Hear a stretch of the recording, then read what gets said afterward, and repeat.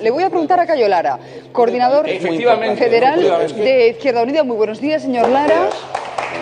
¿Cree usted que el fiscal Orrac ha recibido presiones? Porque en alguna ocasión yo le he escuchado a usted decir que la que maneja los hilos aquí es la Casa Real.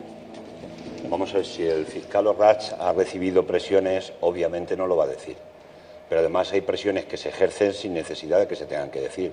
La posición que mantuvo la Casa Real en un comunicado a propósito de la imputación, que yo quiero recordar aquí, que el juez Castro tuvo que hacer una especie de testamento, yo diría casi que una tesis doctoral, para poderla imputar en la segunda ocasión, porque no había manera de poderla imputar. Y finalmente se conoce y es conocido que el juez Castro recibió presiones. Por tanto, lo que es evidente es que si esto le hubiera pasado a cualquier otra persona de este país, que no hubiera tenido la relación con la Casa Real como tiene la infanta, obviamente no se había producido este debate jurídico tan importante que se está produciendo. Usted además sostiene que la estrategia pasa por salvar a la infanta y pasarle el marrón a Iñaki Urdangarín, al plebeyo.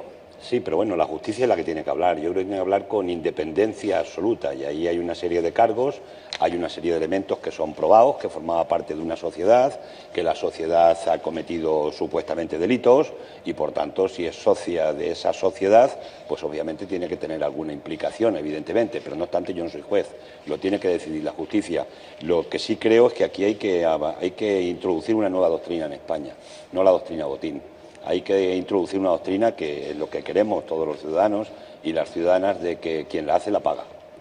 Y esa sería la mejor doctrina que podemos tener, independientemente de que sea de la Casa Real, de que sean políticos, de que sean empresarios o de que sean ciudadanos que trabajan en nosotros. Eso es doctrina Rajoy, es creíble.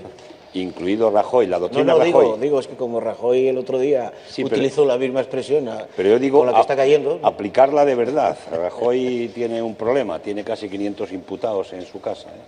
Le voy a preguntar a Cayo Lara qué cree él que va a ocurrir el 9N, porque la sensación que tenemos es que el suflé se ha bajado mucho en las últimas horas, tanto por parte de la Generalitat como por parte del Gobierno Central. No hay interés en echar más leña al fuego, ¿no? Bueno, yo creo que se convierte el acto del 9N en un acto de protesta frente a la negativa por parte del Gobierno de España y del Tribunal Constitucional a que se pueda hacer una consulta democrática en Cataluña para ver qué opinan los catalanes sobre su futuro, ¿no? Yo creo que aquí hay una situación de polarización terrorífica. Nosotros estamos y defendemos el derecho a decidir y defendemos el Estado federal, porque además si se hubiera hecho un amplio debate en Cataluña sobre la posición que cada uno tiene, nosotros somos de lo que pensamos que seguramente que la idea y la figura del Estado federal hubiera sido prioritaria en Cataluña.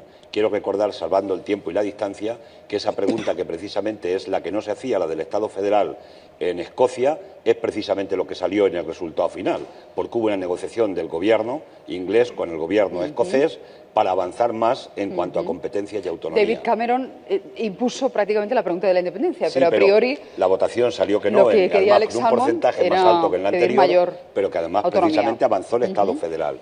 Yo lo que quiero decir en este sentido es que es una barbaridad por parte del Gobierno no haber tenido la sensibilidad suficiente de haber abierto un cauce de negociación para que la consulta se pudiera producir en condiciones de normalidad democrática y con plenas garantías democráticas. Lo que va a haber es una consulta, pero no va a obedecer al conjunto del pensamiento del pueblo catalán. Y, por tanto, si se hubiera hecho y facilitado en el sentido de plenas garantías democráticas, la consulta efectivamente, repito y reitero, cada uno hubiéramos defendido nuestra posición política y yo estoy convencido que hubiera avanzado. ¿Algo que objetar? Y seguimos hablando de las consecuencias económicas que puede tener todo esto. Por tanto, cuidado con todo lo que está pasando. Al final nos cargamos una nación. Bueno, hablas de postura ambigua del PSC y también de Iniciativa por Cataluña. Eso le toca a usted, Izquierda Unida. Vamos a ver, yo creo que utilizar tantas veces el espantajo de la ruptura de España me parece que no es serio, no es sólido, cuando menos, ¿no? Miedo a la democracia, a una consulta popular, a un territorio del Estado español, no tiene que tener ni ninguno. Si es que Marguenda va a poder defender su posición allí en un debate. Nosotros vamos a poder defender la nuestra. Los que estén por el statu quo la defenderéis. Los que estén por el Estado federal la defenderemos y los que estén por la independencia la defenderán. Pero ¿qué problema hay en eso de que el pueblo sea consultado? Eso es negar la democracia. Rajoy se ha convertido en una fábrica de crear independentistas por su actitud intolerante a debatir sobre el fondo del problema.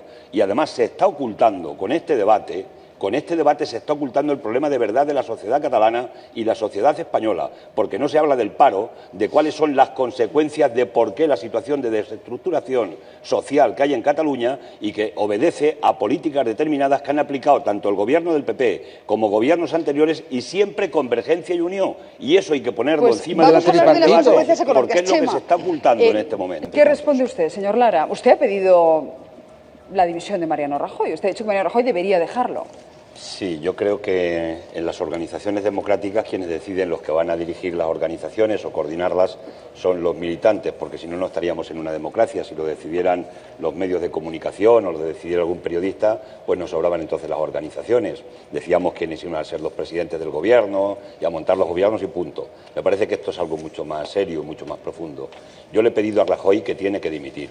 Le hemos pedido un pleno contra la corrupción en el Parlamento, para que se determinen todas las responsabilidades y las causas que nos han llevado a esta situación de deterioro y de corrupción que hay en España y que está afectando a la propia democracia española. Y si no lo quería hacer, porque de ese pleno queríamos que salieran medidas concretas para combatir la corrupción de futuro, pues sencillamente que dimitiera, porque el presidente del Gobierno tiene ya demasiado macuto de historias, no solo porque tenga casi 500 imputados dentro del Partido Popular, es que en el PP se han creado tramas de corrupción para delinquir, concretamente tramas organizadas. Y además el presidente del Gobierno ha estado animando a un delincuente en la cárcel a que resista, a que sea fuerte, y estas cosas no se las puede permitir un presidente del Gobierno en una democracia. Vamos a recuperar su intervención en el Congreso, porque le vimos a usted muy enfadado, ¿eh? Esas fueron sus palabras. Le pedimos que deje de mirar para otro lado y que se enfrente de una vez a la corrupción. Si no lo hace, solo le queda hacer lo que ya le dije una vez en este Parlamento, lo que hizo Figueras. Reúna usted a su comité ejecutivo y dígale, señores, voy a serle franco, estoy hasta los cojones de todos nosotros. Dimita, disuelva la Cámara y convoque elecciones generales. Enseguida hablaremos de la corrupción, pero le quiero preguntar por lo suyo. Izquierda Unida también tiene muchas tensiones. Leemos hoy en El País, y es la portada, que está dividida ante el auge de Podemos. La mitad del partido en Madrid está en contra de integrarse en Ganemos. Recuerden que el CIS sitúa al partido de Pablo Iglesias como tercera fuerza estatal, con un 22% de apoyo, frente al declive de Izquierda Unida, que se queda en cuarto lugar cuando aspiraban al segundo. Bueno, yo creo que algún periodista, con todo el respeto a la profesión, y la respetamos muchísima, se lo tiene que hacer mirar cuando pone titulares en determinados medios de comunicación. ¿Esto va por mis compañeros del País? Sin contrastar la fuente. Hay un grupo de una parte de la Organización de Madrid que ha hecho esa manifestación, pero la posición política de la Organización Federal, acordada en órganos democráticamente, es que Izquierda Unida va a concurrir en todos los procesos de convergencia que se produzcan en el Estado de cara a elecciones municipales, autonómicas y generales, mano tendida para buscar la unidad de la izquierda, y en esos procesos participaríamos también en los procesos conocidos como Ganemos, pero desde el respeto a la propia identidad de cada uno de los componentes que están en ese movimiento, porque además parece razonable desde ese punto. Pero hay críticos con la integración bien, que dicen que no están dispuestos a que la trayectoria Izquierda Unida se marque en una tertulia de televisión. No, es que la tradición de Izquierda Unida, de la unidad de la izquierda, no se la quita a nadie, porque está en el propio ADN de Izquierda Unida. Pero es que además, si queremos combatir las políticas neoliberales, si queremos echar al PP de los gobiernos, porque el PP se ha convertido en un problema para la democracia, hay que buscar unidades en torno a programas concretos alternativos.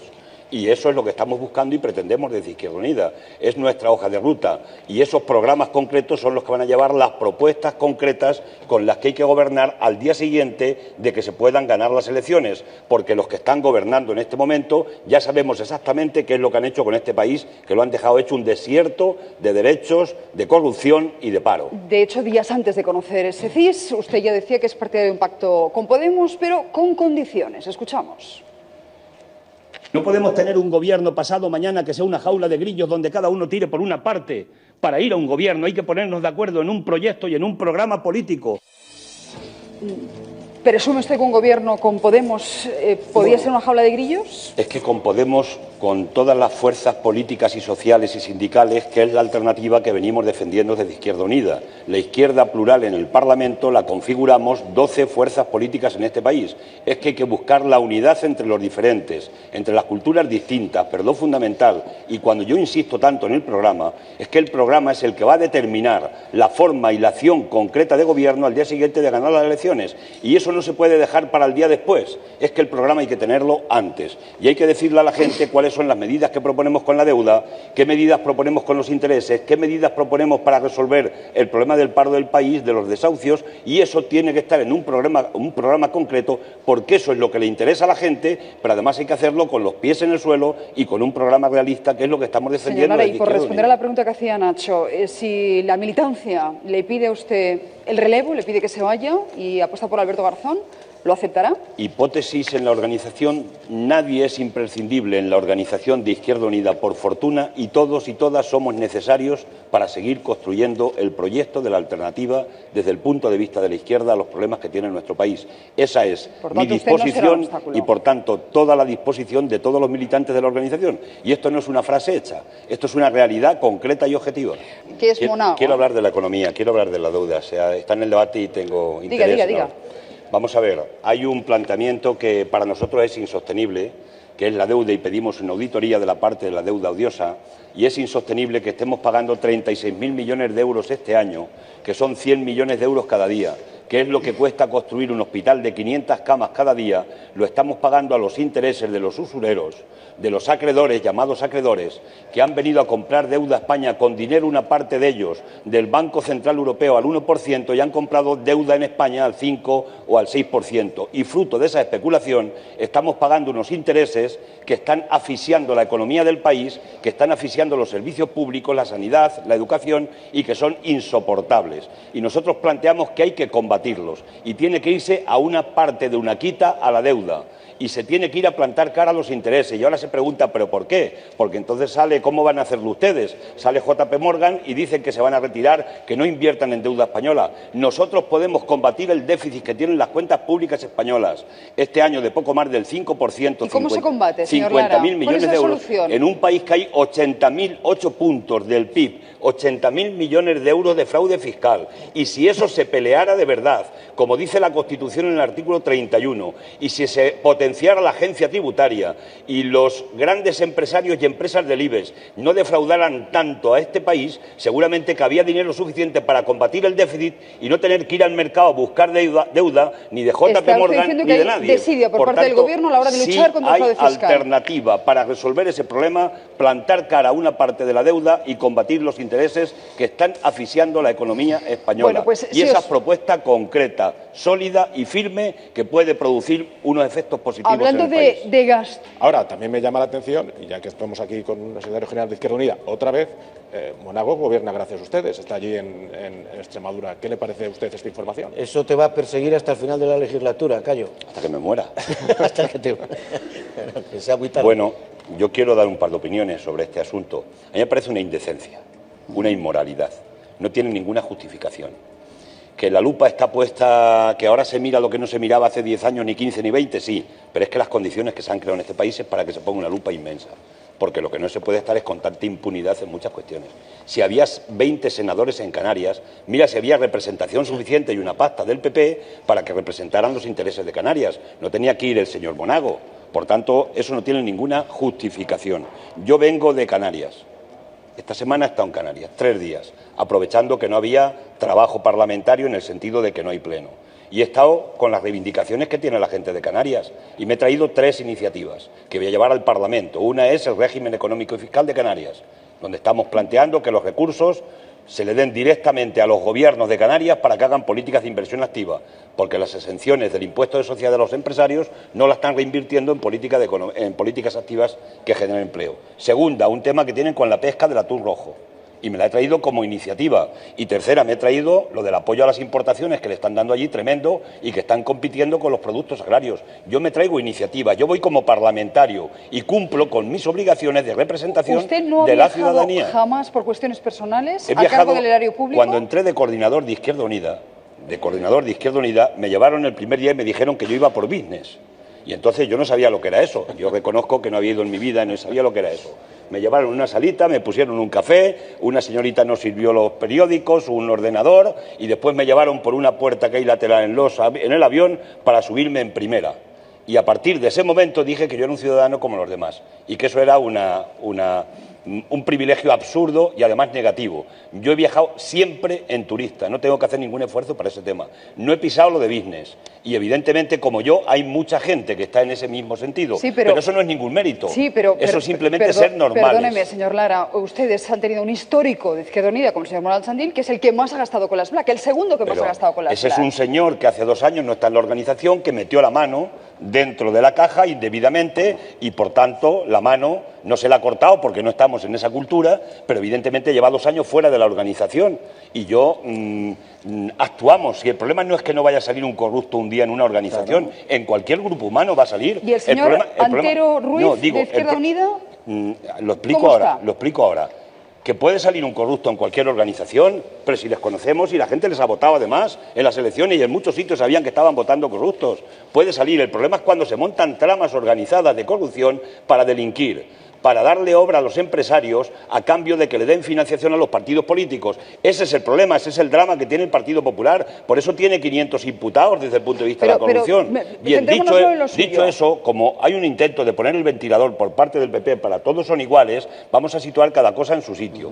Por tanto, nosotros actuamos directamente, sobreactuamos sobre cuando nos sale algún caso, como ha salido en este sentido el señor Santín.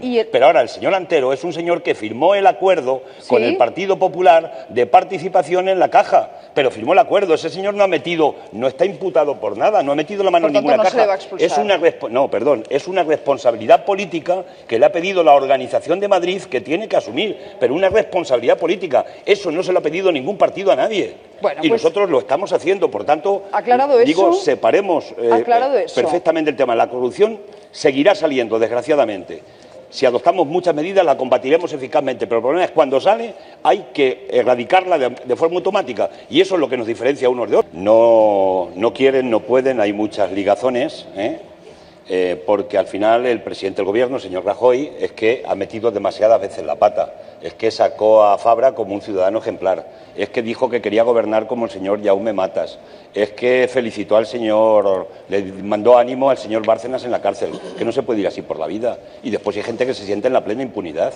Por tanto, lo que hay que hacer ahí es actuar directamente, porque esta mujer lleva ya un par de imputaciones, ha puesto al ayuntamiento al servicio de determinado empresario en Alicante, eso lo sabe todo el país ya que haya leído un periódico y que conozca el fondo, y por tanto es una persona que tiene que estar fuera de ese cargo. Es una barbaridad, pero eso se hace con medidas. Y concreto, la última que le hemos presentado al Gobierno. Le hemos vuelto a presentar una proposición no de ley con 45 medidas concretas para combatir la corrupción. Y entre esas medidas hay medidas más que suficientes para acabar con situaciones de este tipo, incluso yendo más allá. Callo, que para esto no hace falta ninguna medida. No, digo para suspenderla del partido. Perdón, para suspenderla, si lo has dicho, lo has dicho bien antes, para suspenderla del partido no, simplemente Estado de Derecho, expediente al canto y punto. Y si quieren que vayan a la Comisión de Disciplina del partido. Pero en cuanto al cargo público no, porque hoy efectivamente el cargo público por la legislación vigente es de los diputados o de los cargos de los institucionales. Yo quiero recordar aquí que el tamallazo de Madrid se hizo posible porque el acta era de los diputados. Si no hubiera sido de los diputados, el tamallazo no se hubiera producido. Por tanto, con eso hay que acabar, porque si no se acaba con eso... El tamallazo de Madrid se produjo porque alguien se dejó vender y otro quiso comprar. Y el beneficiario o beneficiaria quedó como una campeona diciendo que se repitan las elecciones. Esa fue la causa.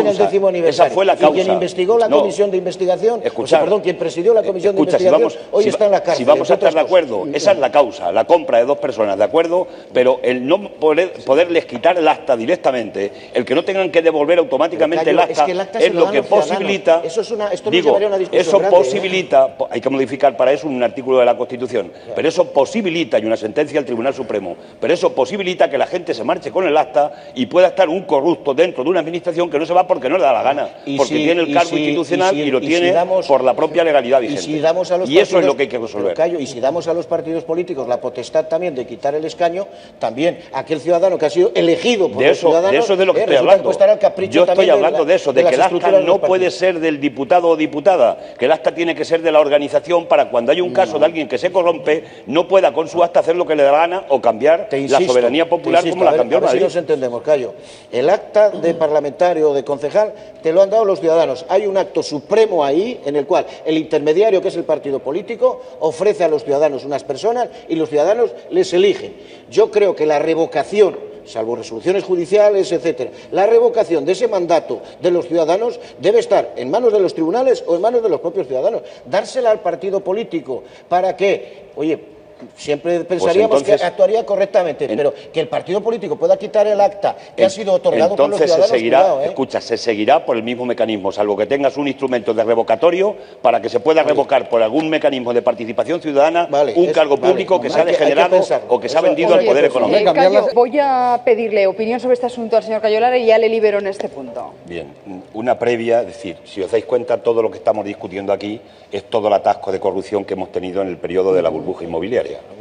Digo por echar la cuenta, ¿no? Y segunda cuestión, el señor Jaume Matas tuvo una primera petición de 6 años de cárcel, después se lo dejaron en 9 meses, eso hay que recordarlo. Tiene efectivamente 19 o 22 causas pendientes y lo que está ocurriendo en la opinión pública es cuando la gente ve que con 9 meses que tiene de condena, que es poquita, con 9 meses de condena, a los 3 ya sale en tercer grado contra la opinión de prisiones y porque lo decide el Ministerio del Interior, la gente, el mensaje a los ciudadanos es que aquí no funciona lo que es aplicar la ley en la justicia a los delincuentes que tenemos en nuestro país. Y se queda la sensación de impunidad. Y eso lo que hace es acrecentar la desconfianza de la gente sobre la justicia y, en este caso, contra la aplicación o con la aplicación de la propia justicia. Y eso es lo que hay que mirar, además. Efectivamente, no hay que pasearlo por ninguna parte, pero es un delincuente y tiene que pagarlo, porque si no hay eso no va a haber ninguna ejemplaridad. Y la percepción, repito, del ciudadano de la calle es que esto no está funcionando, que la justicia es un cachondeo, porque al final se van por la puerta que toque. Y eso es una barbaridad en este momento concreto. ¿Sabe usted que la alarma social es un invento jurídico nacionalsocialista? ¿Sabe usted eso? Y que, por tanto, en España se modificó por el origen que tenía. ¿Sabe usted que tiene un origen espurio y, evidentemente, no mejor ejemplo, inventado por los juristas? ¿A usted le parece bien que el señor Jaume Matas, ¿a usted le parece bien que el señor Jaume Matas haya tenido este tratamiento? ¿Y usted cree que a cualquier preso común, pregunto, ¿y usted cree que a cualquier preso común en este país le dan un tratamiento como el que le han dado al señor Jaume Matas, tanto en prisión como ahora con el tercer grado? ¿En prisión qué lo hacemos? ¿Para que lo maten en medio de una cárcel? Es abogado y lo sabe. Es que de verdad... Pero mire,